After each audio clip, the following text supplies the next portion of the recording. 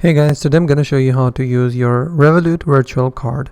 So first of all, we have to create a virtual card from Revolut. So open the Revolut application on your phone. Once the app is opened, all you have to do is click on the card section, which is on the top right corner.